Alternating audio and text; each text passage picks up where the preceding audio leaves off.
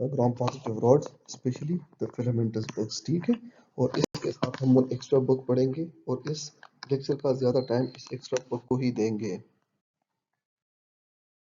once again the same old gram positive rods, ठीक है। तो हमने कहा था कि इसमें सिंपल रॉड्स, एक फिलामेंटस या ब्रांचिंग रॉड्स होते हैं। सिंपल रॉड में हमारे साथ एरोब्स थे, एनेरोब्स थे। एरोब्स में हमने Listeria, Bacillus, Corynebacterium, diphtheriae detail में पढ़ी है। एनेरोब्स में हमने क्लॉस्ट्रीडियम और उसकी further types, tetani, Clostridium botulism, bacilli, cereus, ठीक है, वो सारे पढ़े।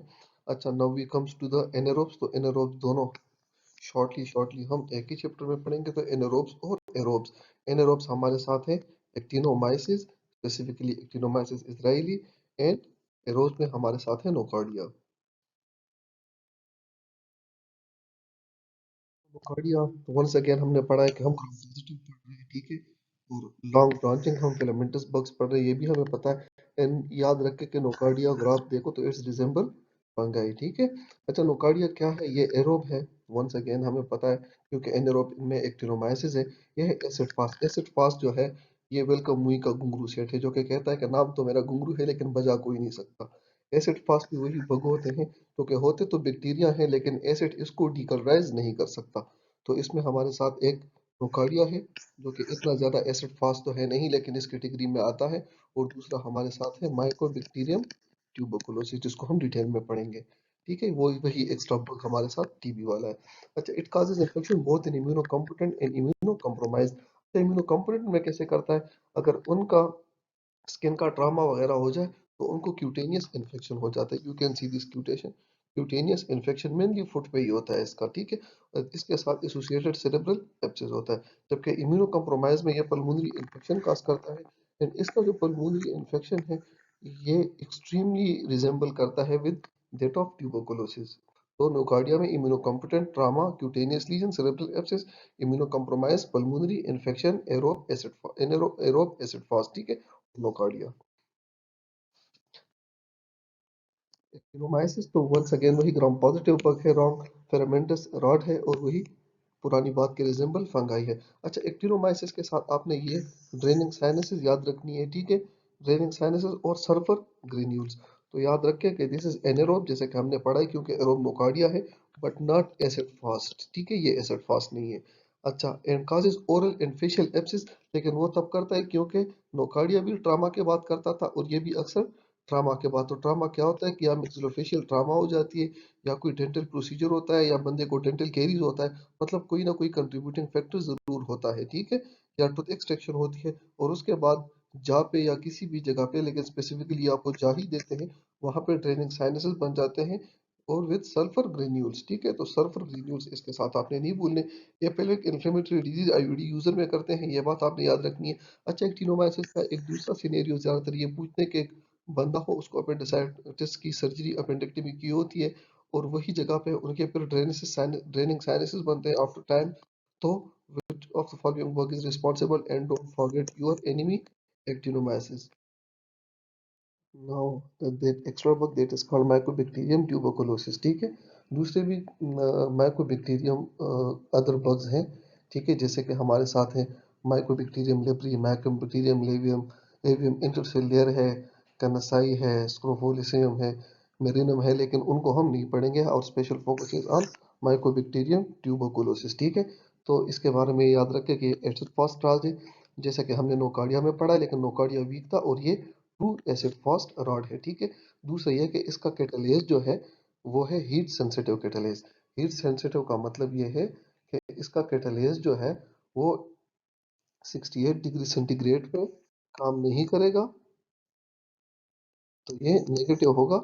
68 डिग्री सेंटीग्रेड पे कैटलेज नेगेटिव। जबकि बॉडी टेम्परेचर पे, जो ह्यूमन बॉडी टेम्परेचर है, इस पे इसका कैटलेज काम करेगा, तो it is catalase positive. That is why in human body we can call it mycobacterium flores a catalase positive bug. दूसरा इसका टॉक्सिन है, तो इसके टॉक्सिन के बारे में याद रखें कि ये एक टॉक्सिन रिलीज करता है, that is TNT, tuberculosis necrotizing toxin, and that is secreted in the cytosol of infected macrophage। और जो मैक्रोफेज जो है, उसकी ये नेक्रोप्टोसिस या डेथ काज करता है। दूसरा ये याद रखें कि this bug is a slow growing and aerobic bug, ठीक है। और इसके लिए जो मीडिया यूज होता है, culture media, that media is called Lowenstein Jensen medium, ठीक है। और अभी फास्ट ग्रो के लिए न्यू कल्चर आए हैं, तो देस आर फास्टर। और उन न्यू कल्चर में दो बहुत इंपॉर्टेंट है। एक है हमारे साथ ब्रोथ्स, BROTHS ब्रोथ, और दूसरा है पामेटिक एसिड, ठीक है, पामेटिक एसिड। अच्छा, इसके यूनिक फीचर जो है इसका, वो याद रखें, वो इसका सेल वॉल है। तो the cell wall of the Mycobacterium tuberculosis bug is its unique feature, and that cell wall is containing a long chain fatty acid that is called mycolic acid. And because of this mycolic acid, this bug is resistant to desiccation and chemicals like NaOH sodium hydroxide, ठीक है। और ये image पे जरा आ जाए, तो ये जो जिसको पॉइंट किया हुआ है, ये serpentine like structure, this is serpentine या snake like structure form due to cord factor. और इसकी वजह से ल्यूकोसाइट माइग्रेशन की वो स्टॉप हो जाती है, ठीक है। सो ये आगे जाके हम इसके वायरलेंस फैक्टर में पढ़ेंगे। Now, in this empty slide, we will study a specific type of coagulative necrosis, that is caseous necrosis associated with tuberculosis infection, ठीक है। So whenever you see a caseous necrosis, always think of tuberculosis infection. Now, ये बनता कैसे है, तो इसके लिए पहले हम एक ब्लड वेसल बना लेंगे, ठीक है। और ब्लड वेसल में ये मोनोसाइट जा रहा है। अच्छा, ये मोनोसाइट जब ब्लड वेसल से बाहर निकल आके टिश्यू में आएगा, तो इसको हम नाम देते हैं मैक्रोफेज और टिश्यू मैक्रोफेज का, ठीक है। यहाँ तक I and let's stop. Now there is another cell that is called T cell, and to be more specific, it is CD4TH1 type of T cell. What does this T cell do? ये T cell जो है, ये एक substance release करेगा जिसको हम कहते हैं इंटरफेरॉन गेमा। एंड नाउ दिस इंटरफेरॉन गेमा विल स्टार्ट अ गेम। वो क्या करेगा, वो इस मैक्रोफेज को एक्टिवेट करेगा। और ये मैक्रोफेज जब एक्टिवेट हो जाएगा, तो जो यहाँ पे, let's suppose this is activated macrophage, और यहाँ पे जो ट्यूबरकुलस बग है, वो इसको एनगल्फ करेगा और बनाएगा एक फेगोसोम, ये है इसमें। तो now this is that activated macrophage with phagosome and tuberculous bug in it. Normally क्या होता है, नॉर्मली ये होता है कि इसमें एक दूसरा बॉडी होती है, एक दूसरी बॉडीज को लाइसोसोम कहते हैं। और ये फेगोसोम और लाइसोसोम, इसमें ये माइकोबैक्टीरिया में, ये दोनों मिल जाते हैं, फेगोलाइसोसोम बना देते हैं, ठीक है। और ये फेगोलाइसोसोम जो है, इसके अंदर वो सारे hazardous substances of the lysosome, जैसे कि एसिड हाइड्रोलेजेस, डीएनएजेस, प्रोटीएजेस, वो सारे आ जाते हैं, and that kills the micro organism. But the case of the Mycobacterium tuberculosis is different, because in Mycobacterium tuberculosis there are various virulence factors जो हम जाके आगे पढ़ेंगे, that inhibits the formation of phagolysosome, and there is no fusion of the two bugs. That is why uh, ये जो Mycobacterium tuberculosis bug है, it is living inside the macrophage, ठीक है। नाउ नेक्स्ट क्या हो जाता है, जब ये मैक्रोफेज जो है ये इसको इनगल्फ कर देता है, तो हम इसको थोड़ा यहाँ ले आएंगे। ये एक्टिवेट हो जाता है और ये कन्वर्ट हो जाता है इपिथेलियल सेल में। तो इपिथेलियल सेल क्या है, ये मैक्रोफेज ही है, लेकिन इसकी फेजिक कैपेबिलिटी कम हो जाती है और किलिंग कैपेबिलिटी इसकी ज्यादा हो जाती है, ठीक है। So this is epithelial cells. अच्छा, तो अच्छा, ये मैक्रोफेज अब क्या करेगा, ये मैक्रोफेज इंटर्न रिलीज करेगा फ्यू सब्सटेंसेस, जिसमें फर्स्ट होगा इंटरल्यूकिन 12। और इंटरल्यूकिन 12 जो है, ये एक्टिवेट करेगा टी सेल्स को। ये टी सेल जो है, ये फिर सिक्रीट करता है इंटरल्यूकिन 2, जो कि इंटरल्यूकिन 2 का एक काम ये है कि ये टी सेल प्रोलिफरेशन करता है। दूसरा, ये बी सेल पे एक्ट करेगा तो बी सेल प्रोलिफरेशन करेगा। और तीसरा, ये नेचुरल किलर सेल पे एक्शन करेगा तो उसको एक्टिवेशन और प्रोलिफरेशन करेगा, ठीक है। और वंस अगेन, ये more and more interferon gamma release करेगा और मैक्रोफेज को एक्टिवेट करेगा। नाउ दिस एक्टिवेटेड मैक्रोफेज जो है इंटरल्यूकिन 12 के अलावा ये some other substances like interleukin 1, और ये इंटरल्यूकिन 1 जो है ये हाइपोथैलेमस में चला जाता है, और हाइपोथैलेमस में ये प्रोस्टाग्लैंडिन E2 की साइंथेसिस ज्यादा करेगा, एंड दैट में रिजल्ट इन फीवर। ठीक है। Now there are some other substances like tumour necrosis factor. ये ट्यूमर नेक्रोसिस फैक्टर जो है इसको हम केकेक्सिन भी कहते हैं, और केकेक्सिन का काम ये है, ये टीएनएफ जो है ये एक केकेक्सिया काज करेगा या cachexia whatever you call it, मतलब वेस्टिंग। तो आप देख सकते हैं कि ट्यूबरकुलोसिस का पेशेंट बहुत वेस्टेड होता है। दूसरा ये recruitment of the other cells करेगा, and that is why result in the maintenance of granuloma. तो यहाँ पे हम दो चीजें देख रहे हैं कि एक इंटरफेरॉन गेमा और दूसरा टीएनएफ ट्यूमर नेक्रोसिस फैक्टर, ये करते हैं मेंटेनेंस ऑफ ग्रेनुलोमा, जिसकी वजह से जो माइकोबैक्टीरियम ट्यूबरकुलोसिस है वो एक जगह पे घेरा हुआ होता है। तो अगर आप ऐसी ड्रग दोगे जो टीएनएफ को इनहिबिट करेगा, जैसा कि इन्फ्लेक्सिमाब है या एटानरसेप्ट है, ठीक है, तो वो ये बेसिलाई रिलीज करेगा and will cause the activation of tuberculosis. Now let's come to the caseous necrosis after this so much discussion, के हमारे साथ आ गया एक मोनोसाइट जो कि कन्वर्ट हो गया मैक्रोफेज में। ठीक है। Their macrophages converted into epithelioid cells, है ना, और these multiple epithelioid cells unite to form a big cell that is called giant cell, जिसके हार्शू शेप न्यूक्लियाई होते हैं, सारी न्यूक्लियाई हार्शू पैटर्न में जमा होती है, जिसको हम कहते हैं लैंगहान सेल। ये लैंगहान सेल डिफरेंट है लेंगरहान सेल से, और लेंगरहान सेल जो है वो एंटीजन प्रेजेंटिंग सेल है, जबकि Langhans cell is the collection of the epithelioid cells having horseshoe shape rim of nuclei.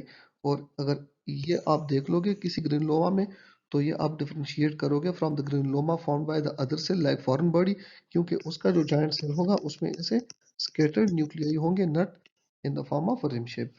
तो क्या होता है कि ये सेंटर में चीजी मटेरियल होता है, उसके इर्द गिर्द इपिथेलियोइड सेल्स होते हैं, और इपिथेलियोइड सेल्स के साथ कुछ जायंट सेल्स होते हैं, और उसके all around some collagen laid होता है, और लिम्फोसाइट्स होते हैं, और स्पेसिफिकली कौन से लिम्फोसाइट, की CD4। This whole structure is called caseous granuloma, जिसके अंदर ये चीजी मटेरियल होता है, and that cheesy material is derived from the lipid of the Mycobacterium cell walls. Virulence factors, तो उसमें हमारे साथ क्या है, फर्स्ट जो है सल्फाटाइड हैं, तो हमने कहा कि ये इनहिबिट करते हैं फेगोसोम लाइसोसोम फ्यूजन को and allowing intracellular survival of the cell, जो कि हमने पहले पढ़ा है। दूसरा यह कॉर्ड फैक्टर है, तो ये ऐसे करता है कि इस सर्पेंटाइन ग्रोथ, ऐसे माइकोबैक्टीरियम जो स्नेक की तरह कॉर्ड बनाते हैं उसकी ग्रोथ काज करती है। ठीक है, and that causes serpentine growth, inhibit leukocyte migration. ठीक है, तो व्हाइट सेल जो इस जगह पे माइग्रेट होते हैं उसको रोकती है, और जितने कम माइग्रेशन होंगी उसकी, इतना ये माइकोबैक्टीरियम ट्यूबरकुलस जो है ग्रेनुलोमा में कैद नहीं होगा। तीसरा है इसका ट्यूबरकुलिन, जो इसका सर्कस प्रोटीन होता है, along with मैकोलिक एसिड, ये डिलेड हाइपरसेंसिटिविटी और सेल मीडिएटेड इम्यूनिटी काज करता है, और सेल मीडिएटेड इम्यूनिटी का प्रोसीजर एग्जैक्टली द सेम है जैसे कि ग्रेनुलोमा फॉर्मेशन का है, कि macrophage T cell, macrophage epithelioid cell में, इपिथेलियोइड जायंट सेल में। ठीक है। अच्छा, ग्रेनुलोमा फॉर्मेशन हमने पढ़ा, और केशिएशन भी हमने पढ़ी, so you can see a cheesy material in the centre, जिसको हम केशियस नेक्रोसिस कहते हैं। बाकी ये इतना क्लियर नहीं है जिसमें मैं आपको इपिथेलियोइड सेल्स और वो जो जायंट सेल है जिसको हम लिंगहार्ड सेल कहते हैं वो डिटेल से एक्सप्लेन कर सकूं। Now let's come to the disease. तो डिजीज में हमारे साथ एक होता है प्राइमरी ट्यूबरकुलोसिस, और एक होता है रीएक्टिवेशन और सेकेंडरी ट्यूबरकुलोसिस। तो क्या होता है कि इनिशियली देयर इज माइकोबैक्टीरियम, जो कि यहाँ पे आ जाता है, that is engulfed by macrophage, macrophage converts into epithelioid cells, and epithelioid cell unite to form a giant cell, and that is also surrounded by CD4 TH1 cells and some collagen fibers। ठीक है, and this whole setup is called gone focus, और ये usually होता है lower lung zone में। अच्छा, ये gone focus जो है, ये अगर ये macrophages through haematogenous spread hilar lymph nodes को चले जाए, तो हाइलर लिम्फ नोड्स को इन्वॉल्व कर देते हैं, and now this whole phenomena is called gone complex. So alone macro जो cheesy area, cheesy necrosis mainly in the mid or lower lobe is gone focus, and when there is involvement of the lymph node with gone focus, that will come gone complex. ठीक है. अच्छा, फिर fate of the primary tuberculosis क्या है? तो mainly 90% से ज्यादा लोगों में ये रिजॉल्व होता है healing by fibrosis and calcification. ठीक है. और जो लेस देन 10% है इसमें ये प्रोग्रेस करता है आगे. प्रोग्रेस उनमें करेगा जिनमें हमारे साथ CD4 TH1 specifically CD4 cell या मैक्रोफेज ठीक से काम नहीं करेंगे. तो वो मेनली एड्स में हमारे साथ हमको याद है कि उसमें टी सेल जो है वो कम होते हैं, CD4 टी सेल, और या मेल न्यूट्रिशन में, तो ये दोनों इम्यूनो कम्प्रोमाइज्ड कंडीशन है. तो इसमें क्या हो जाता है कि often there is a seeding of the mycobacterium tuberculosis bugs जो यहाँ से रिलीज हो जाते हैं, क्योंकि CD4 नहीं होंगे तो ये इंटरफेरॉन गेमा नहीं रिलीज करेंगे. इंटरफेरॉन गेमा रिलीज नहीं करेंगे तो ये मैक्रोफेज को एक्टिवेट नहीं करेंगे. मैक्रोफेज एक्टिवेट नहीं होगा तो माइक्रोबैक्टीरियम जो बेसिलाई है वो ग्रेनुलोमा के अंदर बंद नहीं होगा. वो बंद नहीं होगा तो वो स्प्रेड करेगा to the brain, that will call tuberculous meningitis and tuberculomas, to the vertebral column, that is called Pott's disease. ठीक है. To the amyloid, that is called tuberculous lymphadenitis. To the lung, that is called pulmonary tuberculosis. To the liver, that is called liver infection. To the spleen, ठीक है. To the adrenal gland, और याद रखें कि जो adrenal gland है इसकी adrenal insufficiency के two important causes, एक है autoimmune और the second one is है tuberculosis और the third one है meningococcus. अच्छा, some books ये लिखते हैं कि overall autoimmune common है, लेकिन थर्ड वर्ल्ड कंट्रीज या पुअर कंट्रीज में TB is the common cause of adrenal insufficiency, and it moves to the joints, so it called tuberculous joints या tuberculous arthritis, और लॉन्ग वो में tuberculous osteomyelitis काज करता है. नाउ सेकेंडरी ट्यूबरकुलोसिस जो है ये कभी कभी रीएक्टिवेशन हो जाती है प्राइमरी की, और रीएक्टिवेशन हमेशा अपर लंग जोन में होती है. ठीक है. और रीएक्टिवेशन क्यों होगी? जब एक पर्सन, सपोज फॉर एग्जांपल है, एक बंदे को ट्रांसप्लांट हो चुका है तो वो इम्यूनो कम्प्रोमाइज्ड हो जाता है, या एक बंदा है जो कि हमने कहा कि वो इटर्नशिप एडिनोलिमुब या इन्फ्लिक्सिमाब जैसे ड्रग लेता है, या वो HIV इन्फेक्टेड है जिसको एड्स हो जाता है. ठीक है. या मेलनरिश्ड, तो इनमें ट्यूबरकुलोसिस रीएक्टिवेशन हो जाती है. ठीक है. And once again the same process starts their deactivation called infection, pulmonary infection. If it goes to disseminated or miliary form, there can result in involvement of the meningitis, the vertebral column, lymph nodes, lungs, liver, spleen, adrenal gland, joints, and bone, and so on. And it is all for now. Thank you so much.